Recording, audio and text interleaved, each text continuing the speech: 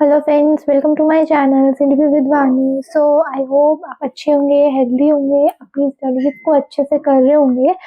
जो हमारी एचटेट की प्रीवियस ईयर की सीरीज चल रही है उसी को कंटिन्यू करते हुए आज जो है हमारी क्लास नंबर 4 है। ठीक है, तो हम शुरू करते हैं क्लास नंबर 4 को। ठीक है, जो आज का फर्स्ट क्वेश्चन यानी कि जो हम 30 क्वेश्चन अपने प्रीवियस ईयर के कर चुके हैं लास्ट क्लासेस में ओवरऑल, और आज है 31 क्वेश्चन। जो 31st क्वेश्चन है हमारा वो क्या कह रहा है हमें ये देख लेते हैं हम। ठीक है, सबसे पहले which of the following statement is not correct regarding learning. Learning के अकॉर्डिंग अगर देखा जाए कि लर्निंग क्या है, इसमें नेगेटिव स्टेटमेंट हमें देखनी है तो इसके ऑप्शन देख लेते हैं क्या क्या है। Learning is a change in behaviour through practice, learning occurs as a result of experience, learning is relatively permanent change in behavior, और learning is a change in behavior due to maturity। देखो इन्होंने कहा है कि learning क्या है, practice के through change आना बिहेवियर में, ठीक है, या एक्सपीरियंस के थ्रू जो हमारी लर्निंग होती है, ठीक है, या इन्होंने कहा है कि कोई परमानेंट चेंज है बिहेवियर में, या learning is a change in behaviour due to maturity. ठीक है, तो इसमें क्या है ऑप्शन, अगर हम देखा जाए तो learning is a change in behaviour through practice, ये हमारा ठीक है। लर्निंग को लेके जो हमारे लाइन दी हुई है, learning occurs as a result of experiences से हम सीखते हैं, ठीक है। परमानेंट चेंज आता है हमारे बिहेवियर में, वही लर्निंग होती है। Learning is a change in behaviour due to maturity, ये हमारा गलत है। ठीक है, तो इसका जो आंसर होगा वो होगा आंसर 4। ठीक है, यानी कि अधिगम परिपक्वता के कारण व्यवहार में परिवर्तन है। ठीक है, ये हो गया हमारा नेगेटिव स्टेटमेंट। नेक्स्ट क्वेश्चन पे चलते हैं। Which of the following statement does not indicate the importance of spaced method of learning? अब देखो ये spaced method of learning क्या होता है। spaced method of learning होता है कि एक प्रॉपर इंटरवल पर बच्चे को मतलब स्टडीज में एक इंटरवल दिया जाए। क्यों? क्योंकि ताकि जो बच्चा है उसकी जो स्टडीज है, जो भी वो लर्निंग कर रहा है उसमें वो बोर ना हो, टायर फील ना करे, ठीक है, और उसका इंटरेस्ट बना रहे, इसीलिए इस स्पेस्ड मेथड का लर्निंग में यूज होता है। तो इसने पूछा है कि क्या इंपॉर्टेंस ऑफ स्पेस्ड मेथड यहाँ पे नहीं है। तो यहाँ पे क्या है, देखो लर्निंग डजंट गेटिंग टायर्ड, हाँ भी स्पेस मेथड का क्यों यूज किया जा रहा है, बच्चे को लर्निंग के बीच में या उसका जो टीचिंग लर्निंग प्रोसेस चल रहा है उसके बीच में उसको जो इंटरवल दिया जा रहा है, जो गैप दिया जा रहा है, वो क्यों दिया जा रहा है, ताकि जो बच्चा है वो टायर ना हो, यानी कि बच्चे को थकान ना हो, ये हमारा ठीक है। मेमोरी ट्रेसेस नॉट कंसोलिडेटेड, यानी कि स्मृति चिन्ह समेकित नहीं होते। अच्छा, मेंटेन इंटरेस्ट इन लर्निंग, मतलब इंटरेस्ट बना रहे, ठीक है ना, और कोई मेंटल बोर्डम ना हो, यानी कि बच्चा मानसिक उबता नहीं, बच्चा ऊब ना जाए इस चीज को करते करते, ठीक है ना, और बच्चे का इंटरेस्ट बना रहे। तो हमें 3 पॉइंट हमें यहाँ पे देखने को मिलते हैं जो इसके पॉजिटिव में है। एक तो ये कि जो लर्निंग है वो टायर ना हो, यानी कि बच्चा थके ना पढ़ते पढ़ते, ठीक है, कोई भी अगर वो टीचिंग लर्निंग प्रोसेस में इन्वॉल्व है तो, ठीक है। दूसरा है कि मेंटेन बच्चे का इंटरेस्ट बना रहे, ठीक है, उसकी अभिरुचि बनी रहे। तीसरा है कोई भी मानसिक उबता ना हो। तो ये तो 3 जो हो गए वो तो हो गए हमारे पॉजिटिव एस्पेक्ट में, बट इसमें हमसे नेगेटिव एस्पेक्ट में पूछा है कि जो स्पेस मेथड का इंपॉर्टेंस नहीं है, यानी कि मेमोरी ट्रेसेस नॉट कंसोलिडेटेड, यानी कि स्मृति चिन्ह समेकित नहीं होते।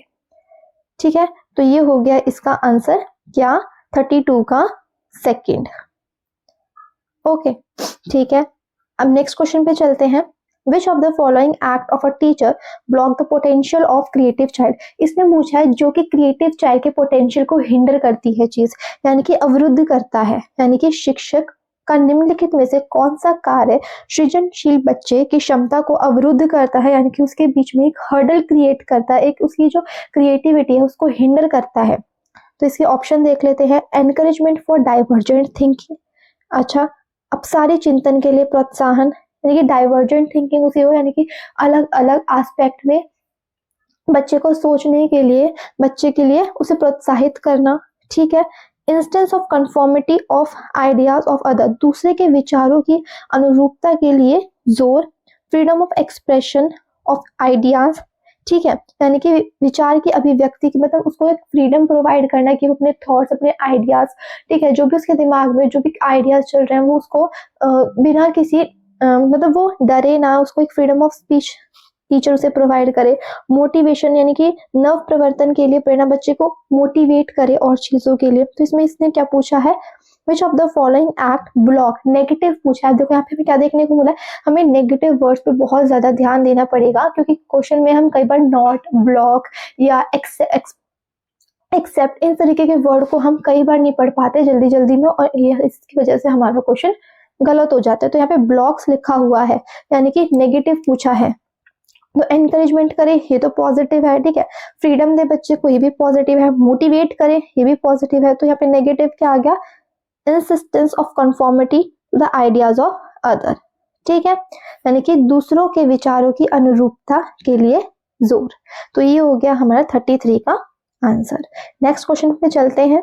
Which of the following statement does not correctly explain the acquired motive. देखो हमने इस तरीके का क्वेश्चन एक पिछली क्लास में भी डिस्कस किया था कि एक्वायर्ड मोटिव, जो हमने एक्वायर किया है यानी कि अर्जित किया है, पर इसमें पूछा जो अर्जित नहीं किया है, इसमें कह रहा है not correctly explain the acquired motive, यानी कि जो कि इनेट मोटिव है हमारा, वो देखना पड़ेगा इसमें कि कौन सी स्टेटमेंट एक्वायर्ड मोटिव के नेगेटिव एस्पेक्ट में यहाँ पे बोला है। तो नेगेटिव एस्पेक्ट में क्या है, देखो सबसे जो एक्वायर्ड मोटिव होते हैं वो हमने बाहरी दुनिया से एक्वायर्ड करते हैं अपने कह सकते हैं हमारे नीड्स के अकॉर्डिंग, यानी कि जो हमें चाहिए।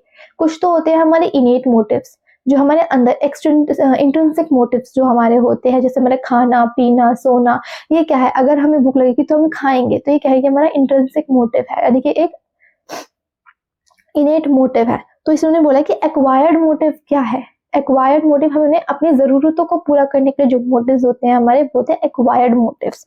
जैसे कि दे आर नॉट इनेट, जैसे कि मुझे पिज्जा खाना है, पिज्जा खाना है, ये हमारा क्या है, एक्वायर्ड मोटिव है। अगर हमें भूख लग रही है तो वो तो हमारा इनेट मोटिव है, बट हम अपने खुशी के लिए कह सकते हैं हमें पिज्जा खाना है, तो वो क्या है, वो हमारा एक्वायर्ड मोटिव है। वो हमारे लिए जरूरी नहीं कि अगर हम उसे नहीं खाएंगे तो हम मर जाएंगे या कुछ ऐसा हो जाएगा, बट ये क्या है, एक्वायर्ड मोटिव है। तो ये इनेट नहीं होते ये, ठीक है, ये हमारे कौन से होता है, ये एक्सट्रिंसिक होते हैं, ठीक है। Essential for survival, they are not essential for survival, ठीक है। जो एक्वायर्ड मोटिव है पूरे होते हैं तो ठीक, नहीं होते तो ऐसा नहीं है कि भाई हम मर जाएंगे इस तरीके का कुछ हो जाएगा, ठीक है ना। असेंशियल नहीं होते, जैसे हमारा खाना पीना सोना हमारे लिए असेंशियल है, ये हमारे इनेट मोटिव है। उसी तरीके से ये जो है, जो हमारे एक्वायर्ड मोटिव है, ये इतने असेंशियल नहीं होते, अगर पूरा होते हैं तो ठीक है, और नहीं होते तो उससे भी कोई फर्क नहीं पड़ता। अब लर्निंग को अफेक्ट करते हैं, ठीक है, एक्वायर्ड मोटिव। तो जो इसका आंसर हो जाएगा हमारा कि दे आर यूनिवर्सल, यूनिवर्सल यानी कि जहाँ सारी चीजें एक जैसी, यानी कि वह सार्वभौमिक होते हैं। हर किसी का एक्वायर्ड मोटिव सेम नहीं होता, यूनिवर्सल नहीं होते, सबके एक्वायर्ड मोटिव एक जैसे नहीं होते, सबके अपनी नीड्स के अकॉर्डिंग अपने एक्वायर्ड मोटिव्स होते हैं, उनके इंटरेस्ट के अकॉर्डिंग उनके जो एक्वायर्ड मोटिव वो होते हैं। तो इसमें नॉट पूछा है, नेगेटिव एस्पेक्ट में पूछा है, तो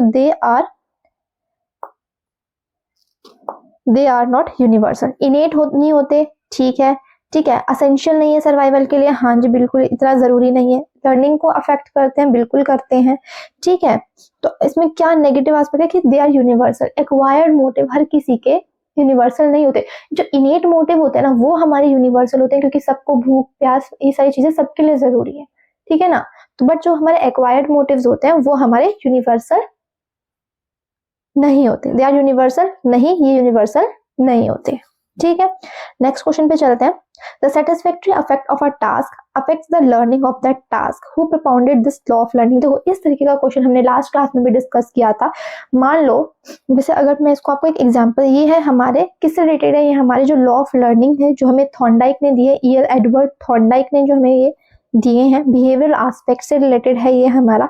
इसमें हमें 3 लॉ देखने को मिलते हैं, law of effect, law of readiness and law of exercise. इनको भी हमने लास्ट क्लासेस में डिस्कस करा है, ठीक है। तो अभी जो इसमें क्वेश्चन बोला है, देखो क्या बोला है, the satisfactory affect of a task affects the learning of that task. कोई भी सेटिस्फैक्टरी अफेक्ट किसी भी टास्क का, किसी भी एक्टिविटी का, वो उसके लर्निंग पे, उस पे अफेक्ट पड़ता है कि वो उसके लिए किस तरीके का रहा, उस लर्निंग का इफेक्ट पॉजिटिव इफेक्ट रहा तो बच्चा उसे बार बार करने की कोशिश करेगा, बार बार उसे दोहराने की कोशिश करेगा। बट अगर नेगेटिव एस्पेक्ट रहा उस लर्निंग का, उस टास्क का, तो बच्चा उसे इग्नोर करेगा, उससे बचने की कोशिश करेगा। जैसे किसी कार्य को संतोषजनक प्रभाव उस कार्य के सीखने और प्रभावित करता है। सीखने का यह नियम किसके द्वारा प्रतिपादित किया गया? देखो किसके द्वारा किया गया? देखो लॉ ऑफ इफेक्ट में क्या होता है? लॉ ऑफ इफेक्ट में होता है, जैसे अगर हम बात कर, अगर मैं आपको एक एग्जांपल समझाती हूँ, तो जैसे ये बच्चा है, इसने बोला आई लव ईटिंग। एक दिन क्या हुआ, इसने कोई भी एक्टिविटी, इसने एक चॉकलेट खाई, तो उस चॉकलेट का जो इफेक्ट है वो उसको बहुत अच्छी लगी। ठीक है, तो उस चॉकलेट का क्या इफेक्ट पड़ा, इसमें पॉजिटिव इफेक्ट पड़ा ना, और पॉजिटिव इफेक्ट पड़ने की वजह से वो बार बार उस चीज को रिपीट कर रही है, उस लर्निंग को रिपीट कर रही है। ऐसे अगर मैं कोई एक और एग्जाम्पल दूं, जैसे एक टीचर है, वो स्टूडेंट्स को पढ़ा रही है, तो उस टीचर का जो इफेक्ट है वो बच्चे पे, उसकी टीचिंग का जो इफेक्ट है बच्चे पे किस तरीके से पड़ता है, पॉजिटिव पड़ता है, नेगेटिव पड़ता है। अगर पॉजिटिव पड़ता है ना, तो वो क्या होता है, बच्चा बहुत ज्यादा इंटरेस्ट लेगा उस टीचर के साथ पढ़ने के लिए, एक्टिव पार्टिसिपेट करेगा टीचिंग लर्निंग प्रोसेस के टाइम पे, ठीक है, या एक्टिवली हर चीज में पार्टिसिपेट करेगा। बट अगर उस टीचर का इफेक्ट नेगेटिव प्ले करता है रोल, तो क्या हुआ, बच्चा उसे इग्नोर करेगा, उसके क्लास में जाने के से झिझकेगा, ठीक है, उसके क्लास में बोर फील करेगा। तो ये यही कह रहा है क्वेश्चन हमारा कि सेटिस्फैक्टरी इफेक्ट, टीचर अगर टीचर का सेटिस्फैक्टरी इफेक्ट यानी कि पॉजिटिव इफेक्ट बच्चे की लर्निंग में पॉजिटिव रोल प्ले करेगा, बट अगर उस टीचर का नेगेटिव इफेक्ट जो है वो नेगेटिव रोल प्ले करेगा। तो ये किसने दी है ये थ्योरी? तो ये थ्योरी दी है हमारी ईएल थॉर्नडाइक ने। ठीक है, आई होप आपको समझ आया होगा। नेक्स्ट क्वेश्चन पे चलते हैं। Which training is not necessary for the teaching learning of hearing impaired student? देखो जो हियरिंग इम्पेयर्ड स्टूडेंट है, जिनको की सुनाई नहीं देता, उनके लिए कौन सी ट्रेनिंग नहीं है, कौन सी teaching learning of hearing impaired student नहीं है? नॉट पूछा है यहाँ पे।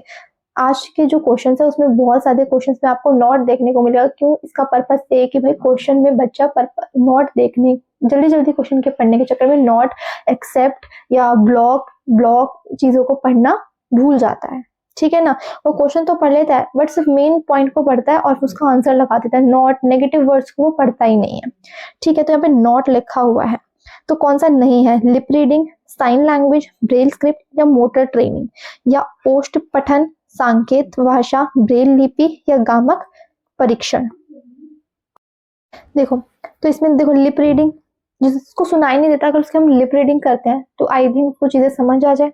ठीक है, साइन लैंग्वेज का यूज करते हैं तो भी हियरिंग इम्पेयर्ड स्टूडेंट को पता लग जाएगा। मोटर ट्रेनिंग्स का भी हमारा पॉजिटिव है। ब्रेल स्क्रिप्ट किसके लिए होती है? जिन्हें दिखाई नहीं देता।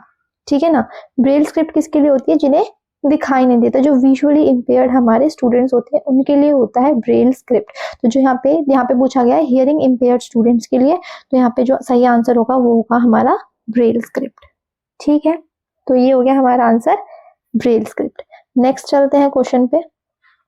अ child has to learn a lesson by dividing it in several section as per his convenience, which is this the method of learning? देखो एक बच्चा है, वो किसी भी टॉपिक को, कोई भी टॉपिक, कोई हार्ड टॉपिक है, उसको अपने हिसाब से होल को पार्ट में डिवाइड कर लेता है और फिर उसको वो समझने की कोशिश करता है। या कोई टीचर है, वो बच्चों को पूरा होल बताने के बजाय छोटे छोटे पार्ट्स में चीजों को समझाती है। तो ये जो मेथड है इसे कौन सा मेथड कहते हैं हम? देखो होल मेथड नहीं, होल से तो उसने पार्ट में डिवाइड किया है चीजों को, है ना।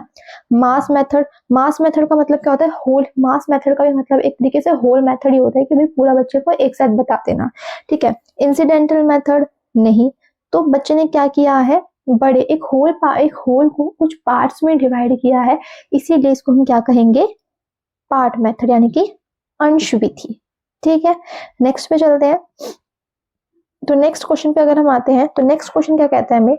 विच teaching learning strategies will be important for an inclusive classroom of student with different degree? देखो इंक्लूसिव क्लासरूम कौन से होते हैं? इंक्लूसिव क्लासरूम वो क्लासरूम्स होते हैं जिसमें हमारे जो डिसेबल्ड चिल्ड्रन होते हैं, ठीक है, उन्हें भी नॉर्मल जो बच्चे होते हैं उनके साथ कोलैबोरेट कर स्टडीज को कंटिन्यू किया जाता है। या जो टीचिंग लर्निंग प्रोसेस है, दोनों टाइप के बच्चे, चाहे वो डिसेबल्ड बच्चे हो यानी कि स्पेशल बच्चे हो, ठीक है, या जो नॉर्मल बच्चा है, उन दोनों को चीजों को कोलैबोरेट कर एक नॉर्मल क्लासरूम में क्लासेस को कंडक्ट कराया जाता है, वही होता है हमारा इंक्लूसिव क्लासरूम। ठीक है, अब इंक्लूसिव क्लासरूम के इसने क्या पूछा है, इंपॉर्टेंस क्या है, तो क्या पॉजिटिव एस्पेक्ट पूछे अब इसमें देखो, will be important for an inclusive classroom of student with different needs. अब देखो इसमें नॉट, ब्लॉक, इस तरीके का कोई नेगेटिव वर्ड हमें देखने को नहीं मिल रहा, यानी कि वो पॉजिटिव एस्पेक्ट पूछ रहा है। तो मल्टी सेंसरी टीचिंग, बहुसंवेदी शिक्षा, डिफरेंट हम कह सकते हैं बच्चों की नीड्स के अकॉर्डिंग, बच्चे का क्या किस तरीके का बिहेवियर, सारी चीज़ों को ध्यान रखकर हम